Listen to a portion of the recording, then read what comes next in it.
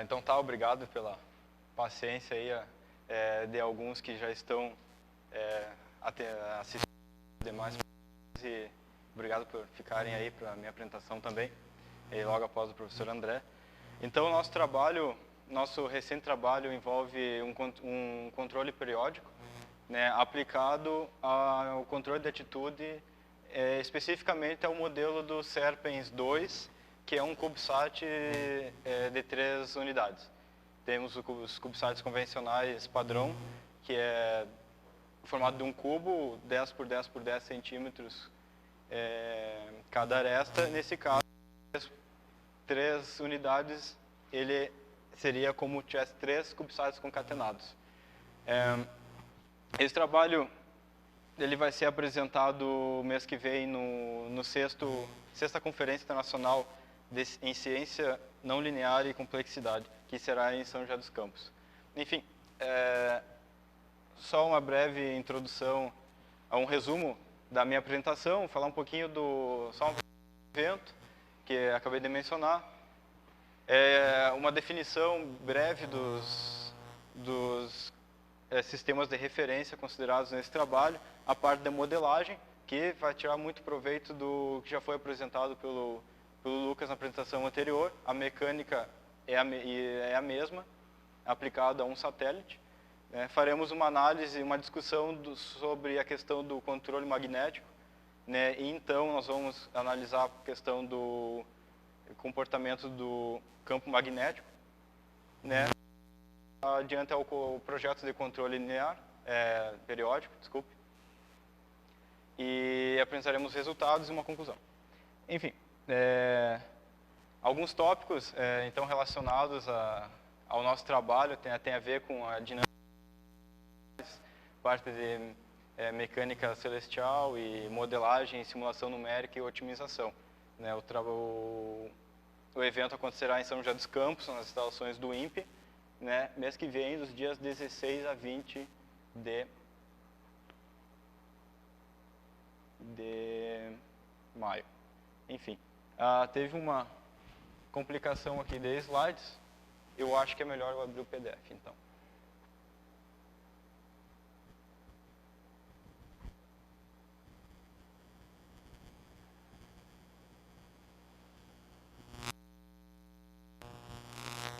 Ele tem um modo de visualização.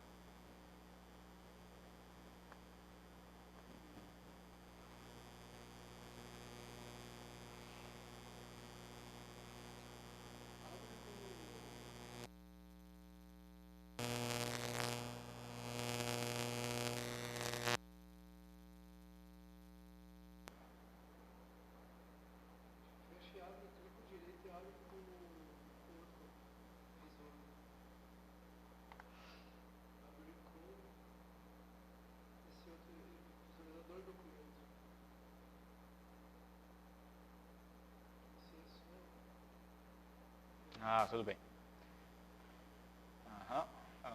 Beleza.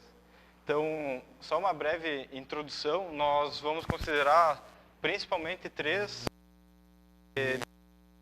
Então, nós vamos considerar um que ele é o inercial fixo ao centro da Terra, né? Ele é o referencial inercial onde onde as leis de Newton são válidas. Temos um referencial que se situa fixo em órbita. Ele percorre junto ao satélite durante toda a órbita, porém ele permanece fixo como um assoalho local do satélite. Porque também temos um sistema referente ao corpo, e esse sim está atrelado ao corpo do satélite, acompanhando todas as rotações e translação do satélite.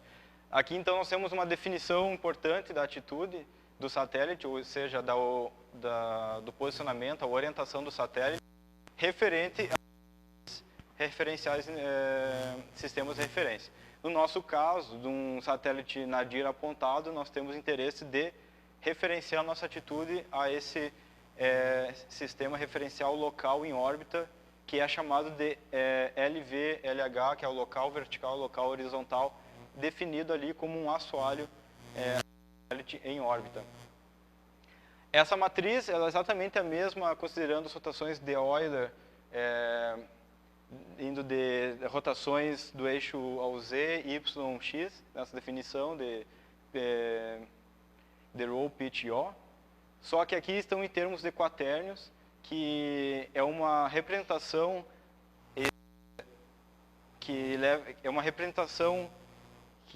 dos ângulos de Euler, que evita algumas singularidades em relação aos ângulos de Euler. Entretanto, ele é representado como um número completo. Ele tem uma parcela real e 3 componentes complexas.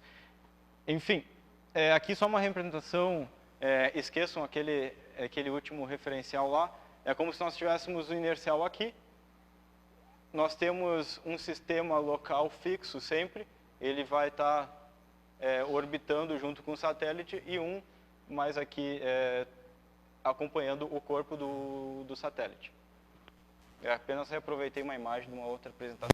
Enfim, passando de imediato para a imagem, as equações de cinemática, como apresentado na última apresentação de Euler, aqui está em termos de quaternio, né, que é a mesma representação em termos diferentes. Em termos de um número complexo, é um vetor, e ele é dado pelas equações, e também pode ser reduzidas, porque, considerando o vetor normalizado, nós podemos sempre reconstruir a parcela real em função das componentes vetoriais ou as componentes complexas deste quaternio.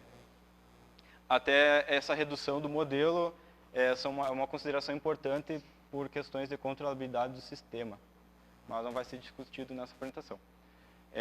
As equações de dinâmica passando, ela segue a equação de Euler para corpos rígidos, e como nós estamos nos referenciando ao local orbital, não ao inercial, né, nós temos que generalizar a nossa equação, né, devido ao movimento relativo do satélite em relação ao inercial.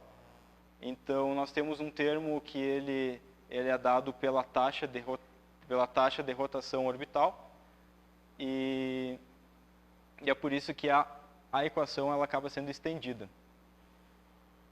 Nós não vamos a fundo a isso, porque queremos falar mais sobre o projeto de controle.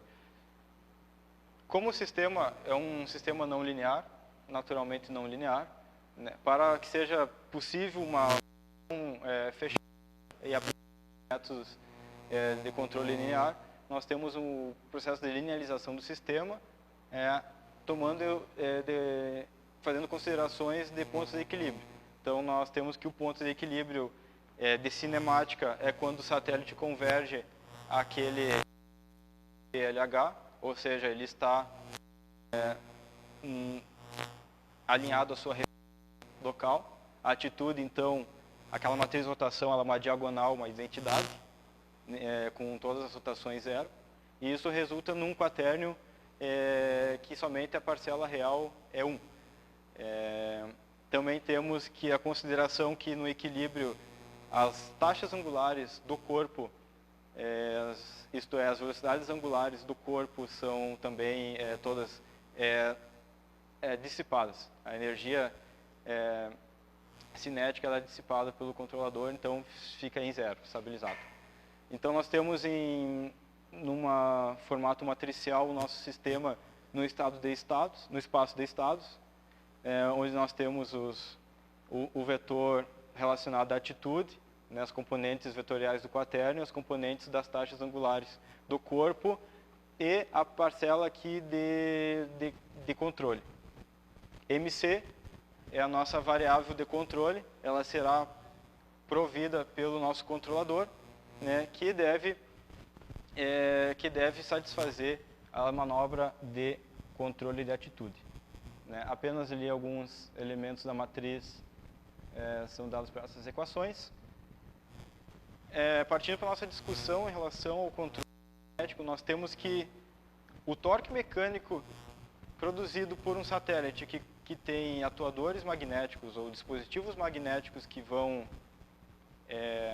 digamos, grosseiramente falando, nadar no campo magnético terrestre, dada uma órbita baixa, nós temos que o torque mecânico produzido por atuação dessas bobinas eletromagnéticas, ela é dada por um produto vetorial entre o campo magnético induzido local com o momento de polo magnético dado pelas bobinas.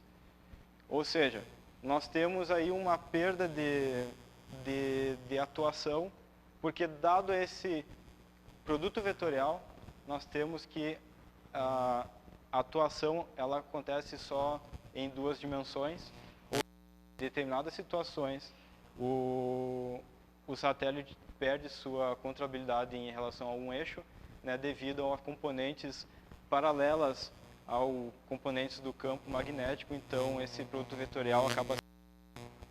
Ou seja, por isso nós temos a seguinte equação que faz um mapeio, né, do momento dessa variável de controle, né, nós definimos, por definição, nós fazemos um mapeamento dessa variável de interesse para que ela seja perpendicular ao... né. Essa matriz B, vamos chamar ela de matriz de controle magnético, né. Como podemos ver, ela é variante no tempo e é aqui que nós temos a nossa complexidade do problema. Como nós esperávamos que fosse um sistema linear e no tempo, agora nós temos que a nossa solução ela deve estabilizar o sistema, ainda que esses parâmetros estejam variando no tempo. Ou seja, eles são no nosso projeto. No nosso projeto nós temos fazemos a consideração linear, mas depois que está implementado, a situação real ela é completamente diversa e logo o ideal seria que para cada situação, cada variação do tempo, nós tivéssemos uma solução ideal naquele ponto. Essa matriz ela pode ser derivada pelas equações mostradas acima, né? Essa norma, por exemplo, aqui ela é o que aparece aqui. Essa matriz ela é dada por um duplo produto vetorial em relação ao campo magnético e dada essa matriz B multiplicada por MC, que é a nossa variável de controle, nosso vetor de controle, né, ela vai resultar no torque mecânico, que isso entra diretamente nas equações de dinâmica. Então, fazendo uma análise do campo magnético terrestre, nós, pelo modelo IGRF, é um modelo bem conhecido no meio científico, nós podemos ter uma propagação aí, um modelo do que nós teremos em órbita. Aqui nossa simulação ela propaga 30 órbitas e ela mostra o comportamento, a variação, a flutuação do campo magnético. Essa flutuação que a gente pode ver, ela dadas distorções, mas essa flutuação ela acontece também devido ao sistema da Terra estar girante em relação ao sistema inercial. Embora a gente não tenha comentado sobre o sistema fixo na Terra, a gente pode observar que essa flutuação ela é dada por um período de 24 horas e, considerando nossos parâmetros de projeto, uma órbita de altitude a 400 km, uma órbita circular, nós podemos observar que o campo magnético ele passa a ser periódico a partir de 15 órbitas. Então, o satélite, muito mais rápido do que a rotação da Terra. A partir de 15 órbitas, é como se eu recomeçasse do meu ponto inicial. Ou seja, a flutuação ela começa a se repetir daqui para cá, aproximadamente a flutuação que temos aqui. Então, fazendo proveito dessa periodicidade do campo induzido, aqui as componentes estão referentes ao LV-LH diretamente. Nós podemos tirar um campo médio, né, em função do posicionamento do satélite em órbita. Ou seja, para cada período de órbita, nós podemos fazer uma média desses campos, dos valores de campo, para termos então uma série periódica, né, para N órbitas. É claro que isso é uma simplificação, né, tendo como base o campo médio, né, para aquelas órbitas propagadas. Então nós temos que, a partir desse campo médio, nós podemos ter a periodicidade em órbitas para cada órbita. Aqui estamos propagando para 10, mas agora o nosso interesse vai ser para apenas uma órbita, porque é assim que começa a se repetir. Então, esse campo médio, em função da posição do satélite, no caso vamos considerar a anomalia média, uma variação orbital, o nosso sistema ele continua sendo linear, porém agora periódico em função da anomalia média. Então, as componentes do vetor, as componentes do campo magnético médio, agora vão substituir aquelas componentes da matriz B, que fará que o sistema tenha um comportamento periódico.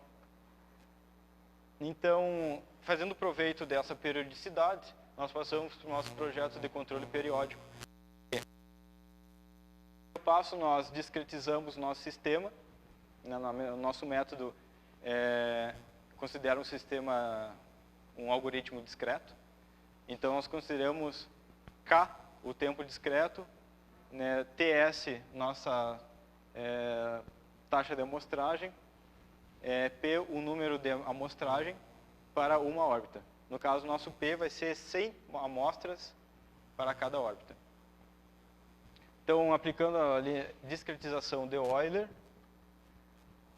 nós podemos formular o nosso problema de controle ótimo baseado em realimentação LQE, e que o nosso controle ótimo, nossa resposta de controle ótimo, é a solução da nossa equação de Riccati. Como nós estamos considerando o sistema periódico e discreto, nós temos uma equação discreta periódica de Riccati. Resolvendo essa equação discreta periódica de Riccati, nós vamos ter valores periódicos de controle ótimo para aquele ponto de órbita. Então, isso significa que, mais adiante, nós vamos ver que nós teremos para cada ponto de amostragem, nós teremos ganhos diferentes para ser calculados pelo controle. O algoritmo, então, para chegar na solução da equação de Riccati, ela considera um sistema associado ao nosso sistema periódico e propagando para um período de órbita. Nós temos aqui uma equação de convolução, a qual, aplicando uma decomposição de Schur, né, para tirar a solução dos autovalores, nós podemos então resolver aquela equação de Riccati. Essa decomposição de Schur, ela é sugerido, ela é com base do nosso método de referência que estamos empregando, e tem algumas restrições, tem algumas considerações a serem feitas para que seja possível a solução. Mas, enfim, considerando a solução, vamos passar para a parte de resultados do nosso controle. Esses são os parâmetros do satélite. Temos uma aproximação da matriz de inércia diagonal também. Como é um corpo no eixo, em um dos eixos ele é assimétrico, nós temos esse termo diferente em relação à ordem dos demais. Porque nesse caso é um CubeSat 3U. Temos aqui uma órbita de altitude de 400 km, uma inclinação de órbita 50 graus e condições iniciais arbitrárias, mas de amplitude considerável.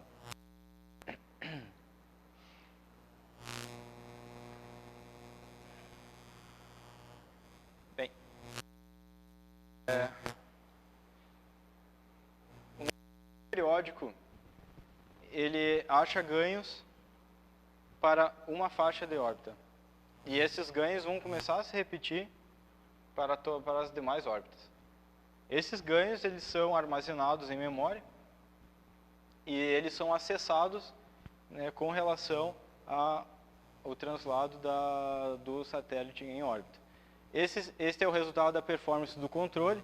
Nós temos que, a menos de 5 órbitas, o controlador ele teve um desempenho satisfatório, convergindo para a nossa referência, saindo das nossas condições iniciais, convergindo a zero, que isso significa os ângulos de Euler em zero, significa que o corpo está agora alinhado ao nosso sistema de referência. Aqui mostra as taxas de velocidade angular do corpo, também convergindo a zero. O controlador ele está estabilizando o satélite. E aqui o momento de polo magnético gerado em turbinas. Nós podemos ver que não há situação de saturação dos atuadores, né, o que é satisfatório, o que é esperado, porque quando o atuador passa a saturar, significa que ele não está vencendo o comando, exige muito mais daquilo que ele pode providenciar para gerar a manobra de correção. Mas nesse caso não houve saturação, as bobinas operaram devidamente por toda a estabilização da atitude. O decaimento mostra a convergência do sistema. Então, com isso, nós concluímos o nosso trabalho, né, que, então, um sistema variante no tempo, linear, discreto, foi derivado. Um controle periódico foi desenvolvido, né, através do algoritmo mostrado e discutido. Né, as simulações consideraram a dinâmica não linear do satélite e o campo magnético gerado pelo modelo aproximado, não um modelo idealizado, mas um modelo perfeito. E resultados foram satisfatórios, né, o que mostra aí a factibilidade do controlador periódico. A única restrição do controlador periódico é que ele depende do argumento de ponto de partida. Um argumento de perigeu, vamos dizer, que o controle ele não pode operar em um ponto arbitrário de órbita. Ou ele está sincronizado com aquele que ele foi projetado, ou ele não vai ter o mesmo comportamento. Claro que isso em órbita, isso pode ser agendado por comunicação entre satélite e estação Terra, né, qual é o melhor momento que o controle deve a trabalhar. Então, obrigado pela atenção de todos. Essas foram as referências bases do nosso trabalho. Então, estamos aí abertos para questionamentos, perguntas. E muito obrigado também, de imediato.